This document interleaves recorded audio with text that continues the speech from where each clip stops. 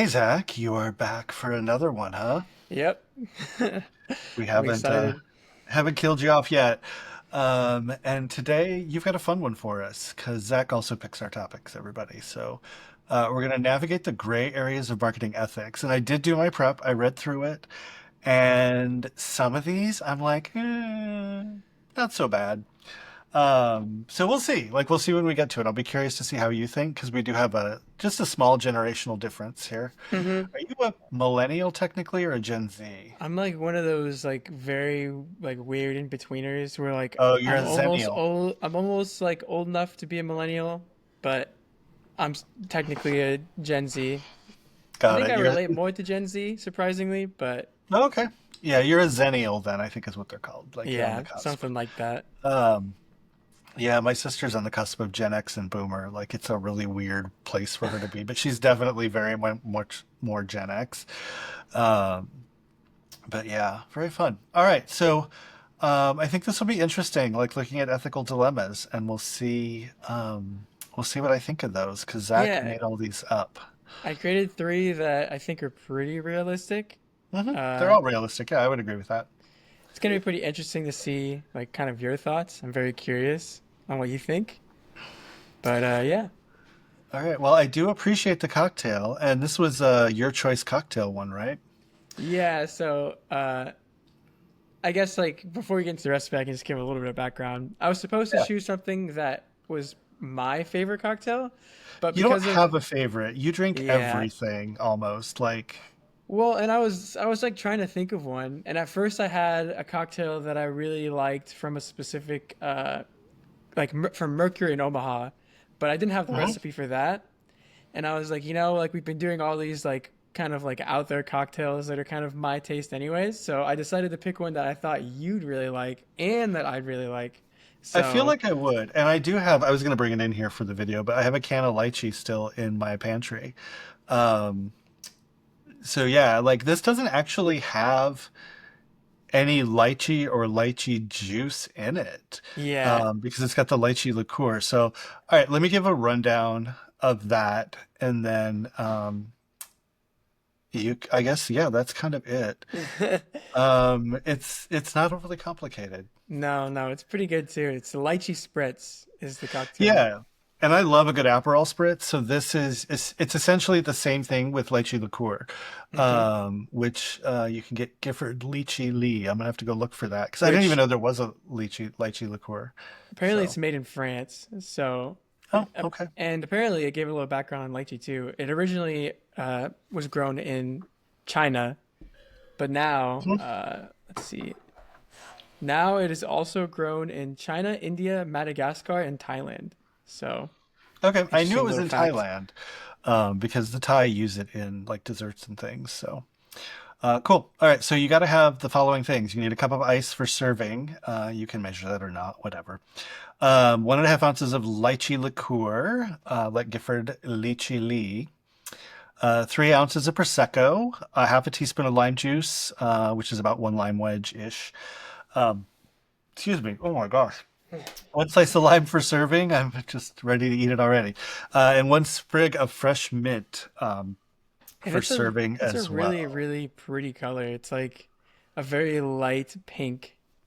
Yeah, which is really interesting. So you just put the ice in a large wine glass. The bigger the better, if you ask me. Pour over the lychee liqueur. Pour the prosecco over the glass so you achieve the ombre effect. So you'll see in the image for this that it's a little bit like it's lighter on top and a little darker on the bottom. It's got that pinkish color on the bottom from the liqueur. Squeeze the half a teaspoon of lime juice in, so just a little squish there. Give it a quick, gentle mix and garnish with a slice of lime and a sprig of mint. You could probably also toss in a lychee if you wanted to. Yeah, The recommend it issues probably. yeah, the only issue I have, because I do lychee martinis at home and you use Absolute, a pear's vodka, so a pear vodka with the lychee is really good. The only issue I have is it's like the can has it's a pretty good sized can and it's got a lot in it. Like, and if you don't make a bunch, they don't keep for very long. Hmm. Um, So you kind of got to make a lot of martinis to get the full use out of it. Hmm. I do like this because the lychee liqueur is going to last, so Hmm. that will be pretty good. And this recipe is from justinesnacks.com. She is a recipe developer and editor, and also a bread enthusiast, according to her website. So make sure to check that out. All right, well, cool. I wish I had all this stuff and I would go make one and bring it back with me, but I guess we'll just take a break and get into your gray areas of ethical marketing. Sounds good.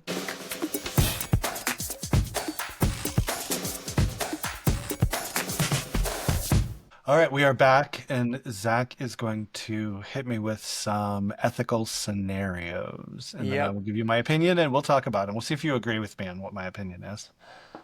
All right, let's just get right into it. So, you're running a flash sale for a clothing brand. Your marketing team wants to display only three left in stock, even when it's not true, to increase urgency.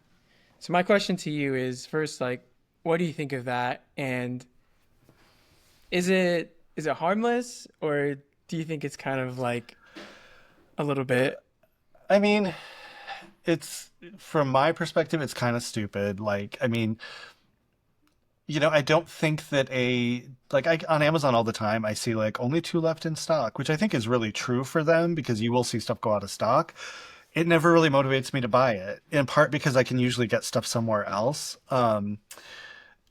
So I don't think it's hurting anybody. I just don't know how effective it is. No, yeah. I mean, for me, I think it depends. It depends entirely on what I'm buying, right? So if it's like a shirt, I can probably live without, missing out Mhm. on it. But if it's like a concert ticket and it says there's only 10 left and I really want to Oh go to a yeah, concert, then totally that's different. something that would definitely motivate me to buy, especially if I had already planned on it. Yeah, like, is it a limited thing that if I don't get it now, I'm never going to get it? Like, an experience, I think, is different than, like you said, an article of clothing or something. Hmm. Um, I think the only other thing would be if it was something that was like a limited edition and there were only 50 of them, and you wanted to get one. So that might Yeah. make a difference. But also, like, just put up the real number on your inventory. Like, Hmm. you don't have to fake it.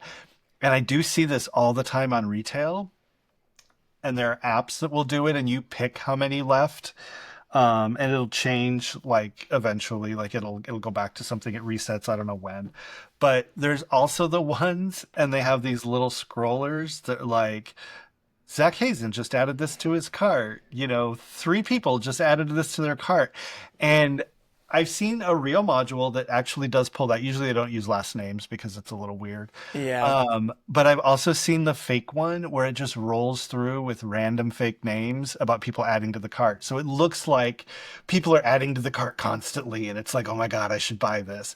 And I've had people like, should we put that on the site? And I'm like, no, no, Yeah. don't. I would honestly, I think I'd prefer it without it, especially if it's fake.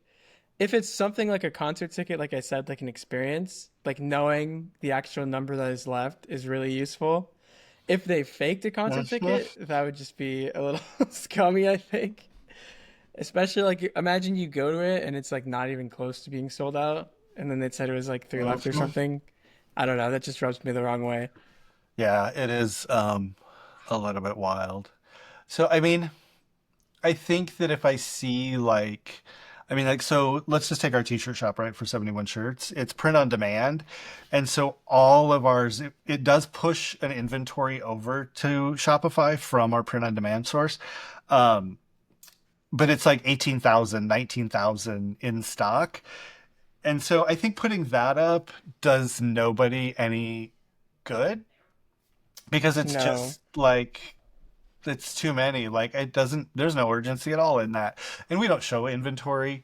And they only do that because they do like discontinue or sell out of specific styles. What's really interesting is they'll just change it on us. Like, they'll just be like, oh, you were doing this Bella Canvas shirt and now you're doing this Bella Canvas shirt. Because I mean, we do care about the content of it, and we did check to make sure the shirts are soft and they're high quality and all of that.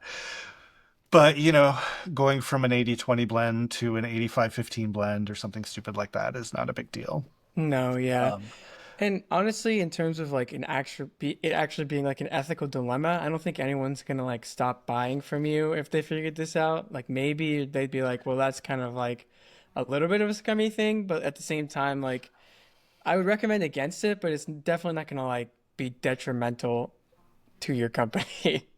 Yeah, and I think so ethics, like which and I've taught like social media ethics, and ethics versus laws. So laws are forced upon us, ethics are agreed upon by a community. So this one really is what's ethical for your brand may not be the same as what's ethical for another. It's about what your community will tolerate from one another. Um, and that's where it gets a little bit tricky because it's subjective. So you and I might be like, oh, I wouldn't tolerate this, I wouldn't shop there, but maybe their folks are like, it's fine, they don't really care. Hmm. Or they joke around a lot. So I think that's where we have to think about these within ethics. Because you can talk about the ethics of the marketing community, which I think where kind of the next one goes, Hmm. uh, and some of that and how that works. But yeah, this one, I mean, I don't think if it's unethical, it's really mildly unethical. It's nothing Yeah. super serious. I wanted to start with a mild one too, just to get us a little bit in like the mindset Oh, of we're how gonna these are gonna build? go. Like we're Oh gonna yeah, build up? I think the next one's a pretty big. We're up in the level a little bit. All right, so throw it out there. All right, so a client wants to use AI to resurrect a deceased celebrity for a product ad. The estate has approved it, but public opinion could go either way. And I really do think public opinion could go either way on that. Oh, it absolutely could. I mean, so the issue here is like from an ethics standpoint, you have consent, so it isn't really an ethical problem. It's Um, ethical in a sense of, first of all, who is a celebrity? well, And true.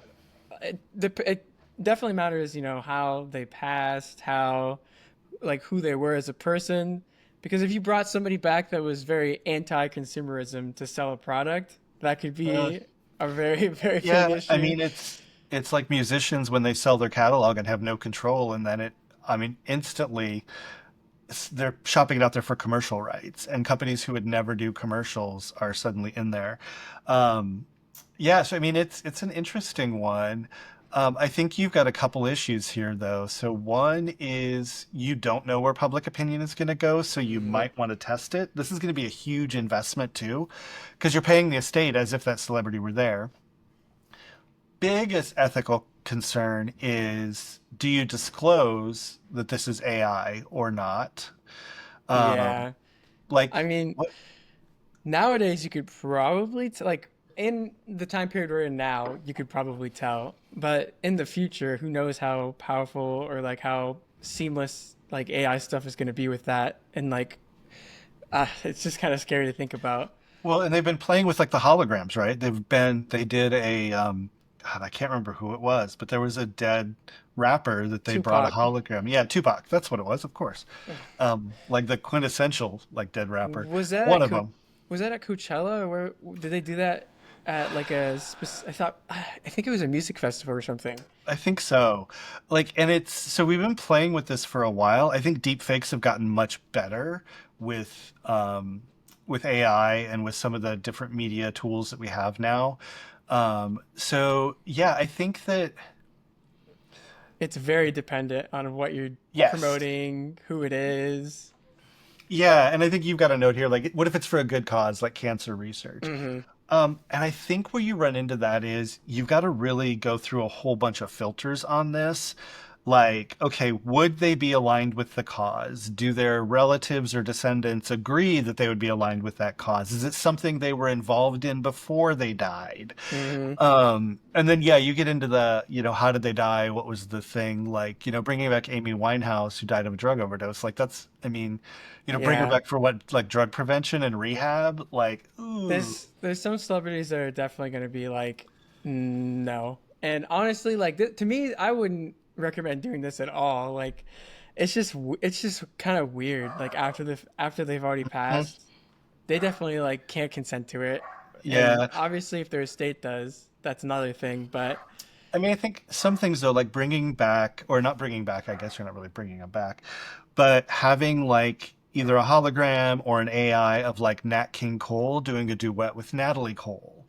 Like, of one of his songs, like that would be, I think, okay. And I think they actually did that just with film, like a Hmm. while back. Um, so that's like one of those where it's like, okay, yeah, like I think people would likely be okay with this, but I do think you got to float it. Like focus groups aren't a bad idea with these things. Yeah. Like, and really think about it. Because chances are, like doing this, you're going to be making big waves, especially to that celebrity's fan Oh yeah, base. And you're if gonna you get have the noticed. budget to do something like this, it's going to be seen almost everywhere, I'm guessing. And honestly, I think the best way that you could possibly utilize this is for like a charitable cause of some kind, or even like promoting their own foundation that they had or put together when they were alive, something like that. I don't Hmm. know. I don't. Any other Yeah, way, it just seems weird to me.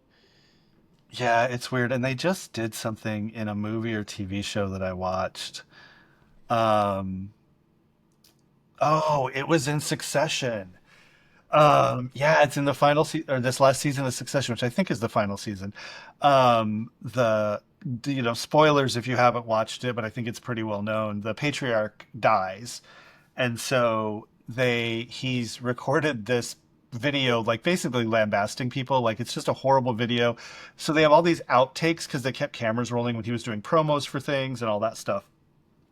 And one of his kids takes it and puts new voice to it in his voice to promote this like brand new project he wants to do, that nobody was like really on board with and that didn't even exist when the dad was alive. Like total deep fake endorsement, like at the first shareholders meeting after his dad's death. uh Wow, that sounds yeah, crazy. it was a little bit insane. So it's somewhere like middle of the latest season of Succession. So yeah, it's insane. I honestly feel like we're going to see a lot of this in like the Uh-huh. next 5 to 10 years, and so I'll definitely be coming back to this after Yeah, something crazy like that comes out. I do too. I mean, and there's also stuff where like, they used Carrie Fisher as a hologram in a Star Mm, Wars thing after she died. But yeah, I think that that's in part a little bit different because one, that whole hologram message thing is a part of their canon, right? It's a part of yeah, Star Wars canon, the little holograms. She'd done it before, and I think didn't she die while they were filming one of them? I'm pretty sure. Yeah, Yeah, and so I think there's that, and then you've also got like, if they need James Earl Jones to voice Darth Vader, like they have all of his words that he's said, and he's not seen; he's just a voiceover. And there are rules around that, and there's ways to do that in film and television. I think when you get to advertising and promoting, it gets really weird and sticky. yeah.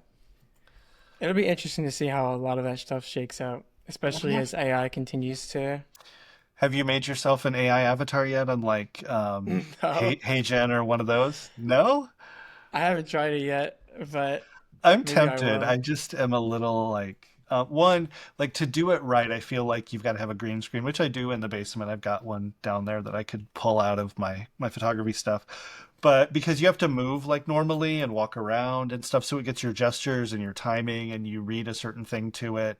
Um, but I just don't want to do it like in a random weird place with my iPhone. I'd rather have it be like if I'm going to try it, I'm If you're going to gonna try do it it, you're well. gonna go all in. Yeah, Yeah, but I think HeyGen lets you do one for free. Like you don't even have to pay for it. it might be worth Um, testing out. I mean, then I could just have my avatar do these episodes. Like if the background's ever super clean, it's my avatar. It's not me. If I'm starting to talk to an avatar, that'll be definitely interesting. It would be a weird episode, wouldn't it? Oh, Maybe hmm. that could be All an right, interesting episode to see how it goes. it could be. Wow. All right, so number three. This This is one the is last one. I feel like this, I don't feel like we have to imagine this one. Like, this is just something that happens. it's So, gross. during a global crisis, your client wants to post a supportive social message without donating, taking action, or actually changing their business practices to align with this kind of like social movement. It's purely for optics. So, this happens all the time, Hmm. 100%. It's gross, and people see through it. Hmm. It's So, very inauthentic. mhm. We've definitely talked about it before, where people just like change their profiles like just like for like one cause, and then immediately the next day or like the next month they're completely off of it. Yeah, I mean that's going to happen here in a couple of weeks with Pride Month. Everybody's going Yep. to have a rainbow logo, and like it. I think that so for me, I think your biggest piece here is that they're not really related to it. They don't want to donate. They don't want to be involved in the cause. They don't want to adjust their business practices. It's just for optics. That's where you have the issue. I think that if your company like belongs in that cause or that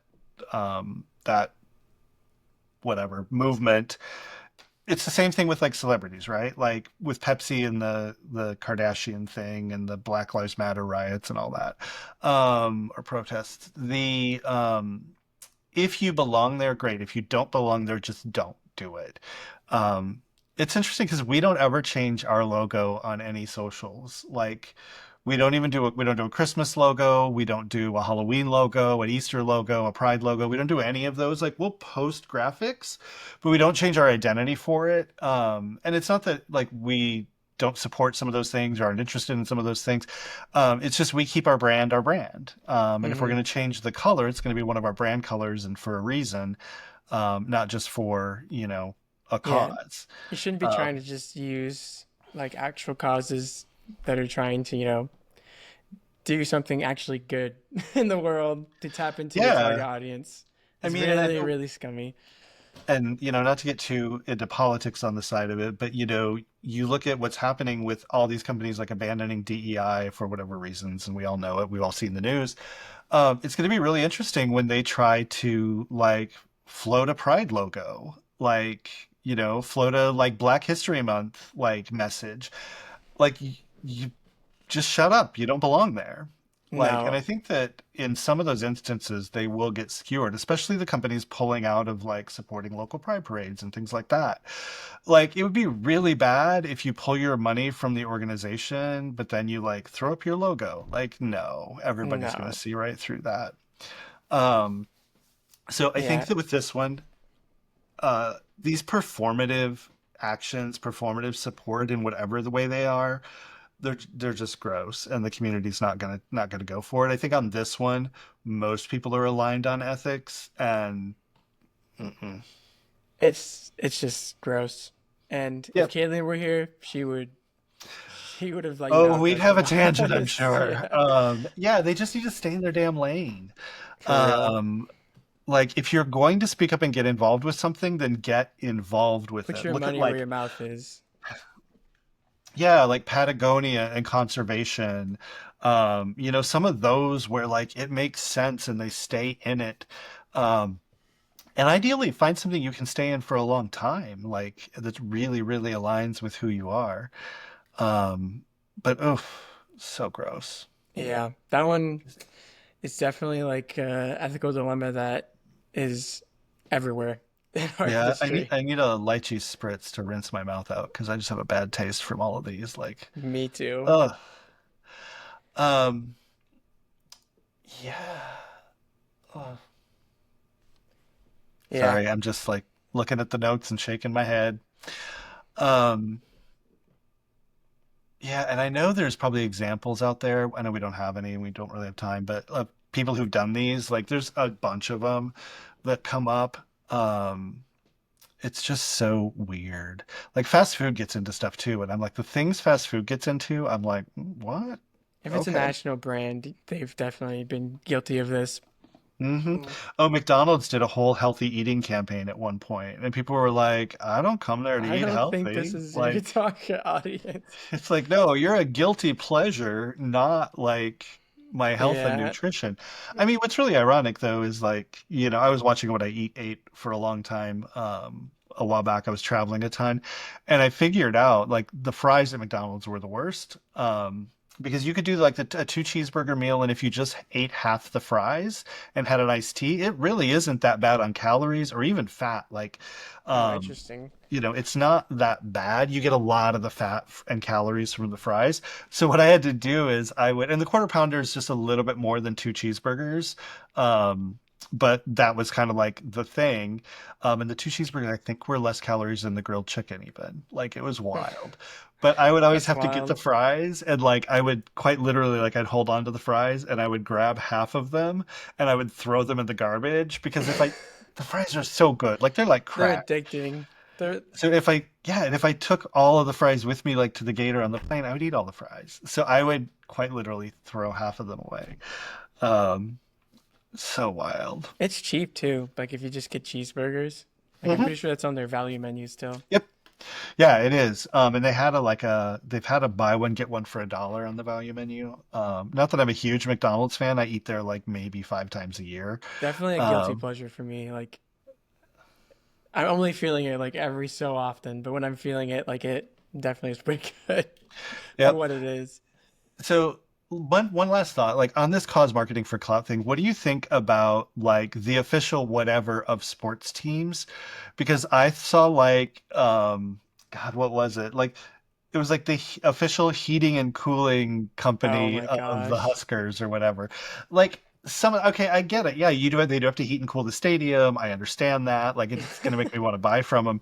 But like when you get really outside of being adjacent to that sport, it gets so weird. Yeah, I think th that's so weird to me because like obviously like a football audience, right, could be anyone. It's more Hmm. lean towards like older males, especially like Hmm. football. Generally, But yeah. I know what you're saying, like the official plumbing company of the Right. official like there's some really out there ones. And I I think some brands, like you said, are better than others. Like for example, like there's a distillery near me and they're the official whiskey of the Carolina Panthers. And they have like a special whiskey that has like the Panthers logo on it and stuff. I And think that's can you get the pretty. whiskey at the stadium? I think it's a part of most of their cocktails Okay. at the Yeah. like So bar like and stuff. that's That my makes thing is like sense. if it makes sense for you to be in the stadium, I'm good. Like that makes more Yeah. sense to me. But like, the official file cabinet of the, Pittsburgh Steelers, like I don't care. Like, There's like the official like I don't even know hospital of the of the Carolina Panthers. It's like it's just like you're a little bit. It gets a little bit crazy and like outside of like what you'd expect. And I don't think. well, and my thing would be, do the athletic trainers come from that hospital? My guess is no, because they're probably employed by the team. But I have seen that where there's like a physical therapy or sports medicine practice that are the trainers for a local team. Usually And it's with like minor leagues. yeah, I've seen that too. I think I saw it with like the Bandits in Sioux City once, but Okay, yeah.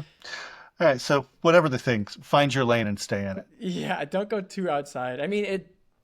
I don't know, like it's such a weird one to me because it feels like there's so many brands that do that Or do you go so far outside that it's that you so stand hilarious that out. it comes back around for you? I don't know. Wow. All right. Well, that was an interesting one, Zach. I think those are all like kind of different levels. And I do think the big takeaway from this is it depends. Like some stuff is pretty clear, but you really have to look at how it relates to your brand, how it relates to your message, and do you give a shit about whatever the thing is? Because if you don't, like just don't do it. Like makes no sense. Yeah, and if it's like a really big ethical dilemma, I think it's really, really important to like consider like what how you want your company to be portrayed because especially Mhm. with like the AI celebrity one, that could go south really fast. Yeah, I think when we talked about it with some of the like the trends that people jumped on, I think it was that episode, but like how bad could it get? Like you really have to think about how bad it could get because I mean, it could get to the point where it shuts you down, like or really starts impacting your sales. I mean, boycotts can be a big thing. So Hmm. be cautious. And as always, you can find our agency at antidote_71. And if you have a question you'd like to send our way, head to ctapodcast.live to shoot us an email. Or even better, leave us a voice message on our hotline at 402-718-9971. Your question will be featured in a future episode.